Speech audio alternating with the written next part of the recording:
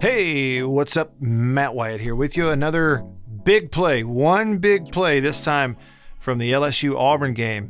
Big win for LSU, right? Like huge upset in Baton Rouge last year, kind of put their season back on the tracks.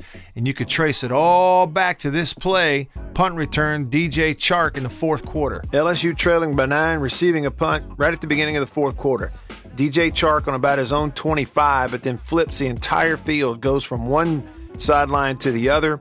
2 or 3 blocks in there that could have been blocking in the back, didn't get called. Bad angles from Auburn, and he hits his head on the goalpost. See ya.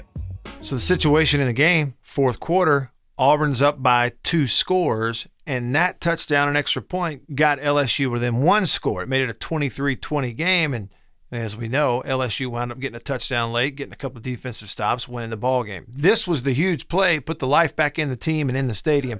Here's how it happened. All right, so a couple of things to note. Auburn's punting here from their left hash, and that's where they're going to kick this thing, is to the numbers here on that short side of the field.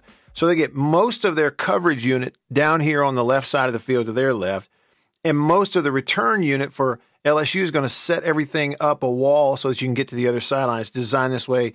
And I'll show you as soon as the ball is kicked away, you can see that when it goes up in the air.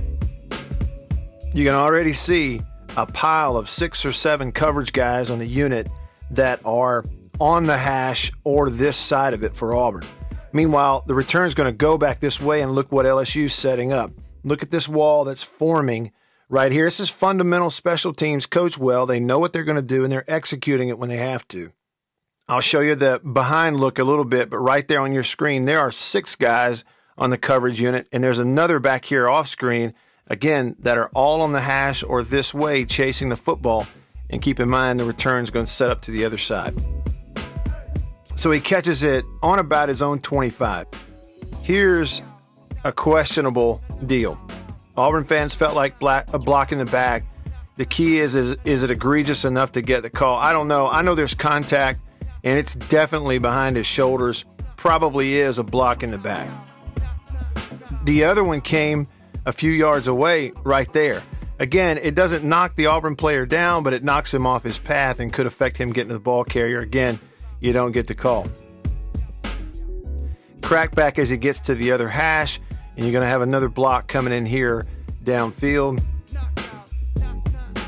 That's a legal block. His head is in front of the shoulder. That's a really nice block right there. That's one you can't complain about.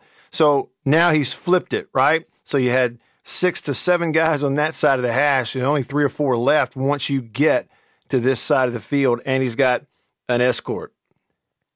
And however you design your punt cover unit, that's an offensive lineman who's your last man back there. It's not really what you want, because he's taking a really poor angle, and that's what you would expect from an offensive lineman covering a punt. Then it's a foot race. So when you look at the behind view of what happened on the play, there are 7 Auburn cover unit guys on the hash or somewhere on this side of the field. And that means there's just so few numbers left if this thing does get reversed. So again, is this a block in the back? You decide. Is this a block in the back or not? Honestly, it looks like good no call. And then the other is right here. Pretty sure this is a good block. His head's going to be in front of the shoulder, and it's not targeting. And then we talk about that angle. Again, you got to be flat and get him out of bounds somehow, or at least make him cut back to a teammate. You go too shallow, and not only does he not tackle him, he takes out his kicker as well.